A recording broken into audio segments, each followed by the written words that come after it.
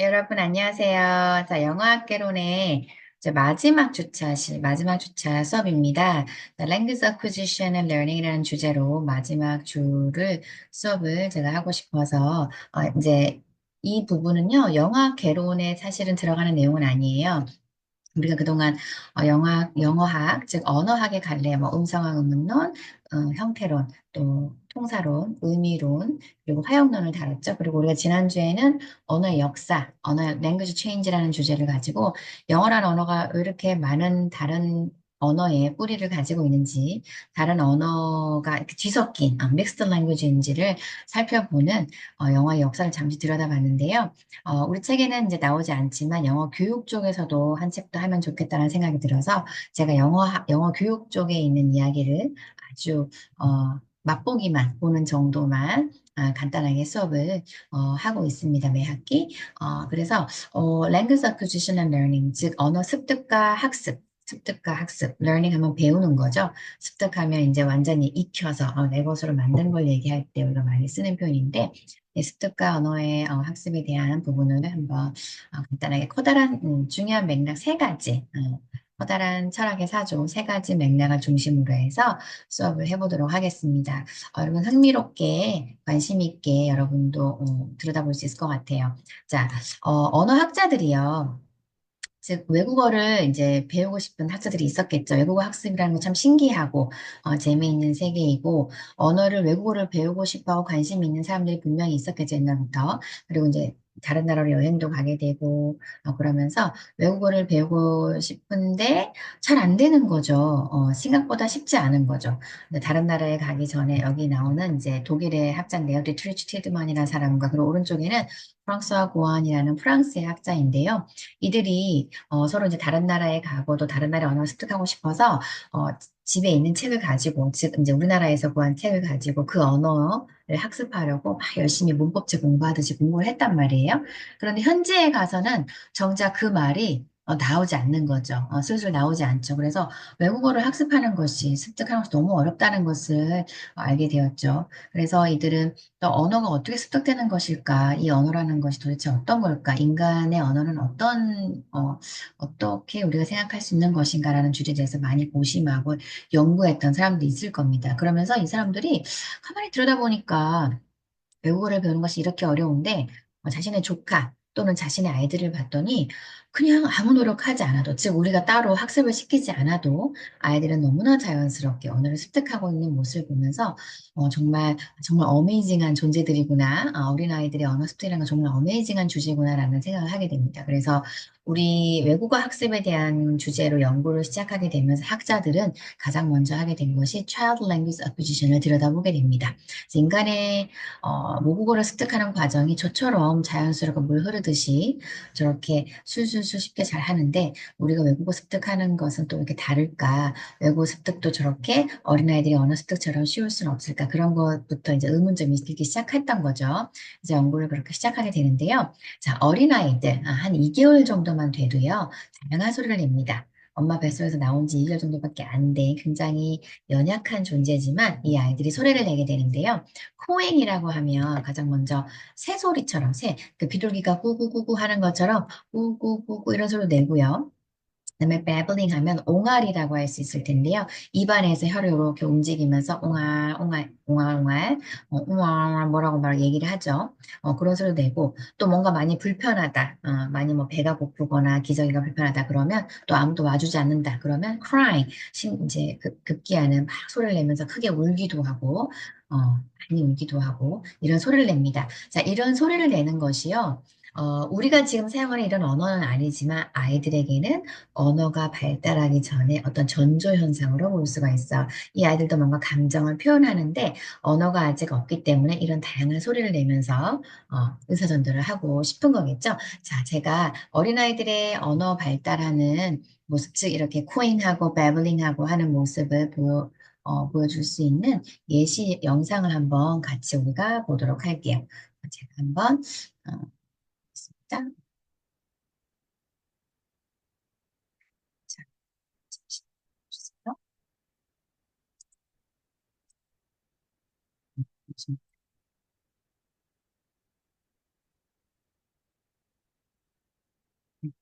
음,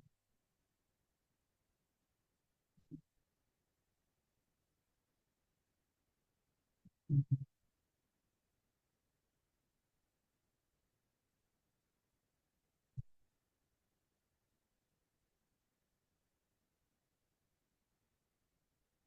이 영상 한번 보도록 하겠습니다. 한번 굉장히 짧아요, 여러분. 한번 잘 한번 보세요. 17초짜리 영상인데요. 이 아기가 소리를 내는데 아기의 눈 표정도 보시고 얼굴 표정도 보시고 입 모양도 보시고 그리고 주 양육자가 앞에서 뭐라고 뭐라고 하는지 한번 보실게요.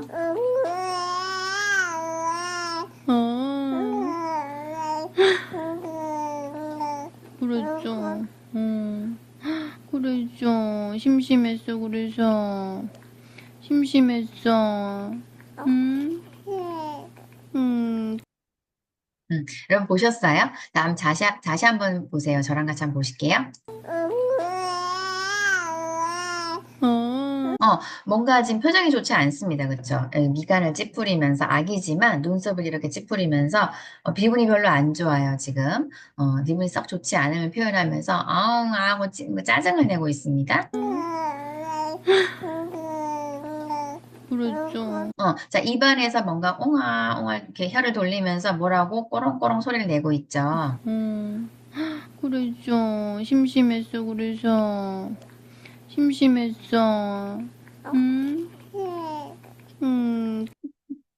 근데 주 양육자가 이렇게 손으로 이렇게 입도 만져주고 코도로 그렇게 만져주면서, 그랬어, 심심했어. 그랬더니 얼굴이 조금씩 펴지기 시작하면서, 눈웃음을 살짝 지으면서, 급기야는, 하고 대답을 하는 것 같습니다. 그쵸? 심심했어. 그랬어. 그랬더니, 네, 하고 대답을 하는 것 같은 소리를 내고 있어요. 여러분 보이시나요? 놀랍습니다. 아주. 자, 이 아기는요, 저희 막둥이입니다, 여러분.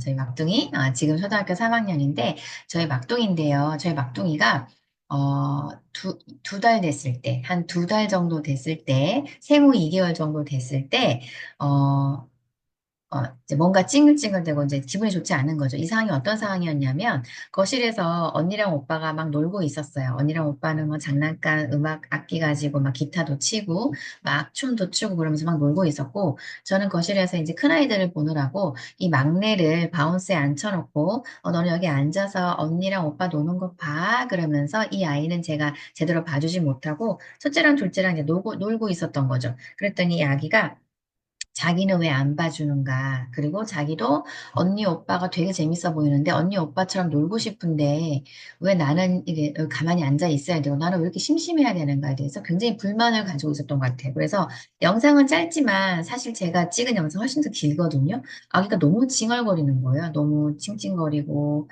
자기를 봐달라고 소리를 지르고 그래서 제가 영상을 길게 찍었는데 그 중에서 제가 이제 이렇게 자른 건데요.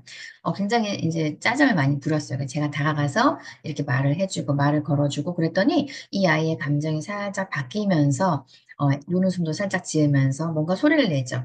이런 것들이요. 지금 우리가 쓰는 것 같은 그런 언어는 없지만 아기들도 분명히 언어를 발달시키고 있는 과정입니다. 그런 것들이. 언어가 곧 이제 발달하려고 하는 엄마의 목소리를 듣고 엄마의 말을 들으면서 뭔가 말을 흉내내려고 하고 이 아기가 지금 말을 하지 못하지만요, 마치 말을 하는 것처럼 하고 대답을 했잖아요. 그래서 이런 것들이 이제 언어가 발달하려고 하는 그 과정 속에 있는 거죠. 이 소리를 낸다는 것 자체가 굉장히 의미 있는 언어 활동입니다. 자, 그래서 한 두 달만 돼도요, 이렇게 아이들이 babbling, 옹알이를 하고요, 꾹꾹거리는 새 소리처럼 꾹꾹꾹꾹 하는 이런 쿠잉을 하고, 그리고 1년 반 정도 지나게 되면 짤막짤막한 telegraphic utterances, 마치 전보를 치듯이 짤막짤막한 그런 단어들, 조합을 막 말하고, 말을 훨씬 더 잘하는 애들도 있겠지만, 또 한 두 돌 정도가 되면요, multi-word sentences, 여러 개의 단어를 가지고 문장을 구사합니다. 그리고 한 세 돌 정도가 되면, 한 번도 들어보지 못한 자기네가 말을 만들어서 막 말을 하기도 하고, 창의적인 언어를 보여주기 시작합니다. 자, 이렇게 인간의 언어 습득에 대해서 학자들이 막 연구를 하기 시작했는데요. 그러면서 굉장히 다양한 의견들이 나왔겠지만, 가장 먼저 첫 번째 커다란 어떤 철학의 사조, 학문의 어떤 사조에 힘입어서 언어학에서는요 행동주의적 접근법이 먼저 나타나게 됩니다. 행동주의적 접근법. 자, B.F. 스키너라는 사람이 verbal behavior, 언어적 행동이라는 말을 쓰면서 이론을 이야기했는데요. 이 BF 스키너라는 사람이 작동적 조건화라는 말을 하면서 인간의 언어 행동을 설명합니다. 인간의 verbal behavior, 행동으로 설명하는데요. 자, 이게 뭐냐면요. 어떤 자극이 있어요. 어떤 자극이 있으면 뭐 배가 고프다든지 뭔가 불편하다든지 이런 자극이 있겠죠. 어떤 자극이 있으면 거기에 대해서 아기가 예를 들어 볼게요. 아기가 어떤 표현을 합니다. 그렇죠? 엄마 배고파요. 뭐 엄마 어떻게 해주지? 이런 말을 했다고 칩시다. 그런 어떤 리스폰스가 있어요. 그러면 이렇게 이제 언어적인 표현을 하니까 뭐 찡얼거린다든지 뭐 운다든지 이런 식으로 비헤이비어를 보이면 거기에 대해서 reinforcement 어떤 강화가 있는 거죠. 뭐 배가 고프다든지 뭐 그랬다라면 먹을 것을 준다든지 뭐 안아준다든지 칭찬을 한다든지 이런 식으로 좋은 강화가 생기는 겁니다. 그러면 그것이 또 스티뮬러스 이렇게 자극이 되어서 그 자극이 또 response 반응을 일으키고 이렇게 반응이 자꾸 이렇게 일어나요. 그래서 이렇게 자극 반응 강화 자극 반응 강화 이런 식으로 세계가 어떤 작동적인 조건화를 이룬다 그래서 이런 말이 생겨났습니다. 자, operant condition이라는 이 작동적 조건화라는 말이 어디서 나왔는지 또 설명을 드릴 텐데요, 나중에. 즉, 이렇게 행동주의적 접근법으로 인간의 습득을 이야기하는 사람들은요, 심리학에서 behaviorism이라는 어떤 철학의 사조가 대세를 이룰 때였는데, 거기에 베이스를 두고 언어학에서는 구조주의라는 철학의 사조가 일어날 때입니다. structuralism, 언어의 형태에 관심을 갖게 되는 구조주의라는 것인데요. 이것이 가장 먼저 일어나게 된 어떤 학문의 맥락이라고 그럴까요? 철학의 사조입니다. 그래서 첫 번째 등장하게 되는 접근법은 이렇게 행동주의적 접근법인데 언어학에서는 구조주의고요. 이들이 하게 된 주장이 뭐냐면요. 어린아이는 tabula rasa, 이건 영어가 아니고 다른 나라에서 온 말인데 어린아이는 세상이나 언어에 대해서 아무런 개념이 없는 깨끗한 상태로 태어나서 환경에 따라 성장하고 강화에 따라서 배운다. 즉, 인간은 아무것도 모르는 깨끗한 뭔가 무지의 상태에서 태어나는데 거기에 어떤 자극이 있고 어떤 반응에 따라 어떤 강화가 있는지에 따라서 뭔가가 새로 깨끗한 도화지에 그림이 그려지는 것처럼 무언가가 발전하고 생겨나는 것이다라고 이야기하는 것이 바로 행동주의적 접근입니다. 즉, 아까 얘기했듯이 그 BF 스키너가 작동적 조건화를 이야기했잖아요. 그 작동적 조건화는요, 러시아의 과학자 파블로브라는 사람의 클래시컬 컨디션이라는 용어에서 나오게 된 말입니다. 여러분 이거 아실 거예요, 아마. 이 사람이 파블로브라는 그 러시아의 학자인데 이 사람이 고전적 조건화, classical condition이라는 이 실험을 했고 이런 이론을 끄집어냈거든요. 요거 보시면 여러분 아실 텐데 왼쪽의 그림이 파블로브가 다른 사람들 이렇게 초청해서 같이 이렇게 실험을 하는 그 장면입니다. 개를 데리고 실험실에서 실험하는 장면인데요. 바로 이겁니다. 오른쪽에 보시면 고전적 조건화가 있죠. 클래시컬 컨디션이라 그래서 개들이 배가 고픈데 음식을 보면 침을 흘리겠죠. 저 음식 먹으면 맛있는 걸 아니까 침이 벌써 반응을 하는 거예요. 침샘에서 침을 흘립니다. 이걸 보고 파블로브가 종을 울려봤어요. 종을 울려주기 시작합니다. 처음에 종소리만 들으면 걔가 아무런 반응이 없죠. 그렇지만 종소리를 들려주고 음식을 주면 이것이 점점점 이 조건화가 이루어지면요. 종소리 들려주고 음식 주고, 종소리 들려주고 음식 주고, 이걸 계속 반복하다 보면 이제 걔가 종소리만 들어도 음식을 줄 거라는 것을 알기 때문에 그때부터 벌써 침을 흘리기 시작합니다. 이것이 바로 조건화가 되는 것이죠. 그래서 이것을 바로 고전적 조건화라고 하는데요.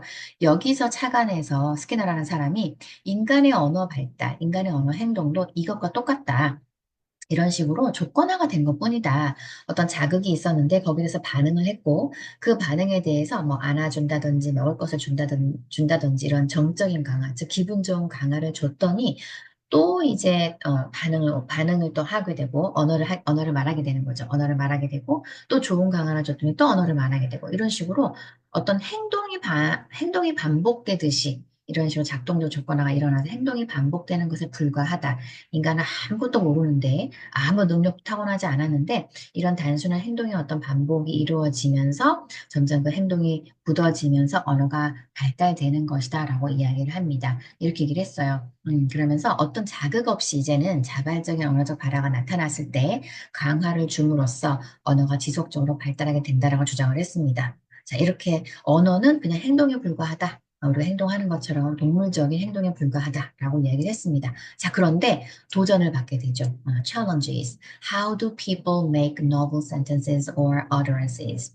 어떻게 사람이 그러면 새로운 문장, novel sentences, 새로운 문장을 얘기하고 또 새로운 발화를 하느냐 이런 질문에 답을 할 수가 없는 거예요. 이런 도전을 받게 됩니다.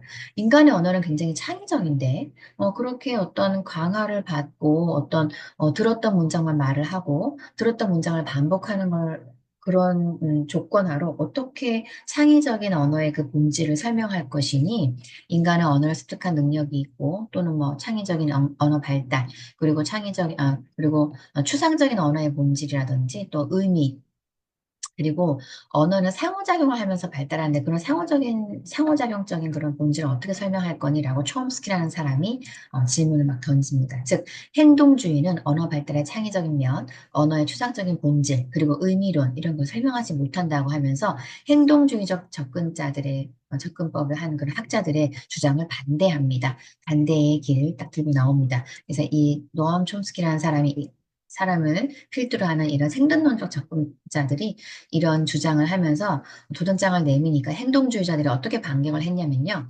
메디에이션 티어리라는 이야기를 하게 됩니다. 중재이론이라는 얘기를 끄집어냅니다. 뭐라고 얘기하냐면요. 우리가 셀프 스티뮬레이션을 할 수 있다. 즉, 자체적으로, 우리 머릿속에는 자체적으로 자극을 줄 수 있어. 즉, representational mediation process. 그래서 재현적인 중재 과정이 있다. 이런 말들은 여러분 너무 외우지 않으셔도 됩니다. 그냥 이해만 하시면 돼요. 스스로 우리 머릿속에는 중재하는 과정이 있어서 예전에 받았던 그런 자극들을 가지고 또 스스로 자극을 일으킬 수가 있고 이렇게 언어적 자극을 받으면 우리 인간은 메디에이팅, 어떤 중재하는 반응이 또 있는 거야. 그러면서 스스로 자극을 막 일으키는 기지. 이렇게 설명을 하게 됩니다. 즉, 이렇게 말을 하고 났더니, 어, 자신들의 주장에 모순이 되는 이야기를 하게 된 그런 결과를 가지고 옵니다. 이 찰스 오스굿이라는 사람이 이런 얘기를 했는데요. 결국에는, 생동주의적 접근을 하는 사람들은요, behaviorism, 행동주의, 인간은 어떤 특별한 능력이 있는 것이 아니다. 인간은 무지 상태에서 태어나고 아무것도 모르는데 그냥 단순히 행동을 반복하다 보니까 좋은 강화를 자꾸 받다 보니까 그 행동을 자꾸 반복하게 된 것이고 그러다 보니까 그냥 언어라는 것을 하게 된 것이지 어떤 인간이 생각하는 능력이 있는 것은 아니다라고 이야기했던 그 행동주의, 비헤이버리즘에 오히려 반대되는 이야기를 하게 된 것입니다. 즉, 자신들의 이론이 얼마나 잘못된 것인지 자신들의 의견에 모순되는 멘탈리즘의 이야기를 하게 된 것입니다. 인간은 멘탈을 갖고 있다라는 그런 이야기를 하게 된 것이죠. 즉, 자신들의 의견에 오히려 반대되는 이야기를 하게 돼서 굉장히 깨갱하고 역사의 뒤안길로 슬슬슬 사라지게 됩니다. 즉 행동주의가 아닌 인지주의적 주장을 하게 된 거죠. 커그니티비즘, 인지주의적 주장, 즉 인간은 인지를 가지고 있는 생각할 수 있는 힘이 있는 존재다라는 이야기를 하게 됩니다. 그래서 사라집니다. 그러면서 노암 촘스키를 필두로 하는 생동론적 접근, 즉 the nativist approach. 자, nativist 하면요, 인간은 타고난다. 인간은 능력을 타고난다라는 이런 주장을 하게 되는 이런 접근법을 가지고 새로운 세력이 등장하게 됩니다. 자, 이들의 특징은 뭐냐면요. rationalism, 이성주의, 그리고 합리주의, 그리고 cognitive, 인지주의적 심리학을 가지고 나옵니다. 즉, 인간은 태어나면서부터 언어 습득을 위한 능력, 장치를 갖추고 있다. 이런 주장을 하게 되는 거죠. 그러면서 이들이 주장하는 것이 뭐냐면요. 조금 더 구체적으로 이야기를 하면, 자, language, 언어라는 것은요, species specific behavior, 종 특유의 행동이다. 언어라는 것은 인간만이 가지고 있는 아주 특별한 능력이고 인간은 언어를 가지고 있는 이 지구상에서 유일한 생명체다라는 이야기를 하게 됩니다. 그리고 우리 인간의 머릿속에는 a language acquisition device, LAD라는 것이 있다. LAD라는 것이 있다. 그리고 언어 습득을 할 때는 보편적 규칙이 존재한다라는 얘기를 합니다. 인간이 언어를 습득할 수 있는 능력을 가지고 있고 다양한 언어를 다 습득할 수 있는데 이 다양한 언어를 습득하는 데 있어서는 어떤 규칙이 있다. 모든 언어가 다르긴 하지만 먼저 뭐 명사부터 배운다든지 뭐 앞에 나오는 말부터 배운다든지 그런 보편적인 규칙이 있다. 그리고 규칙이 굉장히 다양한 언어가 있지만 이 언어들끼리도 서로 비슷한 규칙을 가진 것들이 있잖아요. 그래서 이렇게 묶일 수가 있고 이렇게 분류가 될 수가 있고, 이런 언어들은 이런 것부터 먼저 배우고, 이런 언어들은 이렇게 생겼고, 이런 식으로 보편적 규칙이 있다라는 주장을 하게 됩니다. 자, 그래서 이 주장이 오래 가거든요. 생산론적 접근법을 가지고 접근을 하는 학자들의 의견이 오래 가는데 또 도전을 받습니다. 여기 또 Parallel Distributed Processing이라고 해서 PDP 모델이라는 의견을 가진 또 학자들이 나타나게 됩니다. 이런 어려운 말들은 여러분 별로 신경 안 쓰셔도 됩니다. 자, 그래서 이 학자들이 이런 주장을 하게 되는데요. 이 사람들이 뭐라고 얘기를 하냐면요. Not serially. connectionism. 어떤 이게 순차적으로 일어나는 것이 아니다. 차례대로 1번 규칙 다음에 2번 규칙, 2번 규칙 다음에 3번 규칙. 생존론적 접근법을 하는 사람 주장하는 것은 어떤 순차적인 규칙이 있다라는 순서가 있다라는 얘기를 하거든요. 근데 그렇지 않다라는 주장을 합니다. 오히려 like an orchestra playing a symphony. 오히려 심포니를 연주하는 오케스트라처럼 교향곡을 연주하는 오케스트라 같이 그렇게 언어는 발달을 한다. 즉 여기 보시면요. 나드라는 것이 있는데 이렇게 제가 그린 건데 이렇게 이렇게 뭐라 그럴까요? 뭔가 매듭이 지어지는 뭔가 엮이고 이렇게 엮이는 뭔가 접합점이 생기는 나드라는 것이 이렇게 있잖아요. 그러면 거기서 이렇게 또 산발적으로 뭔가가 파생해서 또 다른 나드가 이렇게 생길 수가 있고 이제 오케스트라 한번 떠올려 보실까요? 교향곡을 연주할 때요. 여기서 뭐 먼저 피아노가 시작을 예를 들어서 피아노를 시작했어요. 근데 그런 다음에 관악기가 연주를 시작하고 또 조용히 있다가 저쪽에서 갑자기 심벌즈가 쨍 하고 울릴 수도 있고 저쪽 뒤에서 북이 둥둥둥둥둥둥 하고 소리를 울릴 수도 있고 또 그러다가 갑자기 여기서는 관악기가 뿡 하면 소리를 낼 수도 있고 그래서 이런 식으로 오케스트라 연주하는 것처럼요 여기저기서 산발적으로 어떤 정해진 순서가 있는 것이 아니라 여기저기 산발적으로 어디서 어떤 자극을 받느냐에 따라서 또 어떤 상호작용을 하느냐에 따라서 굉장히 산발적으로 언어 자극이 일어날 수 있고 여기저기서 언어 발달이 일어날 수 있다라는 이야기를 한다라는 겁니다. 그렇게 이야기하는 새로운 세력이 등장하게 됩니다. 그래서 인간이 언어를 습득하는 데에는 no inborn 유지, 타고난 유니버설 그래머라는 것이 없다. 보편적인 규칙이라는 것이 있는 것이 아니다라는 주장을 하게 됩니다. 그런 주장을 스폴스키라는 사람이 이렇게 하게 됩니다. 그러면서 일련의 규칙에 의해서 언어 발달이나 수행이 일어나는 것이 아니라 인간 두뇌의 다양한 요소들이 동시다발적으로 상호작용하는 과정이다라고 이야기를 합니다. 그렇게 나타나는 학자들이 누구냐면요. 기능적 접근을 하는 학자들입니다. functional approach를 하는 학자들이 나타나게 됩니다. 이들이 기반을 가지고 있는 그 이론은 뭐냐면요. 어떤 철학의 사전은 뭐냐면요. 구성주의입니다. constructivism, 구성주의입니다. 가장 최근에 큰 철학의 사조이고 교육학 심리학에서 모두가 다 공유하고 있는 어떤 철학의 사조입니다. 그래서 구성주의라는 것을 가지고 나오는 구성주의라는 것에 입각한 기능적 접근, 언어학에서는 기능적 접근이 이제 대세를 이루게 되는데요. 이들이 하는 말이 생득론자들의 변형 규칙은 추상적이고 형식적이고 명료하며 상당히 논리적이지만 여전히 언어의 형태만 다루고 있다. 즉, 사회적 상호작용으로부터 형성되는 보다 깊은 언어의 기능적인 면을 간과하고 있다라고 주장을 하면서 생존론적 접근법을 이야기하는 그 언어학자들의 주장을 반대하게 됩니다. 이들은요, 특히 그 중에서도 이제 볼룸이라는 유명한 학자가 있는데 이 사람이 피벗 그래머를 강력하게 비판합니다. 생존론자들이 유지를 얘기하면서 피벗 그래머라는 것을 이야기하거든요. 즉, 피벗이라고 하면 어떤 축이 되는 걸 얘기해요. 축에는 단어가 있고 그 다음 단어가 계속 바뀌면서 언어가 습득된다. 언어가 발달한다는 얘기를 한 것인데 그렇지 않다라는 것입니다. 그 피벗 그래머에 대해서도 비판을 하게 되는데요. 또 삐아제라는 학자는요. 아이들의 언어 발달은 환경과의 상호작용 결과다. 어떤 순서가 있고 1번 다음에 2번, 2번 다음에 3번 이런 규칙이 있는 것이 아니다라는 주장을 하게 됩니다. 그리고 discourse, 담화라는 것이 중요하다. 언어 기능, 담화 내에서 언어 기능을 또 이해할 수 있는데요. 담화가 굉장히 중요하다. 그 전체적인 맥락을 이해하는 것이 중요하다. 그 맥락 속에 상호작용이 있고 그 맥락 속에 이 언어가 어떤 뜻을 지니는구나 그 의미도 다 들어있으니까요.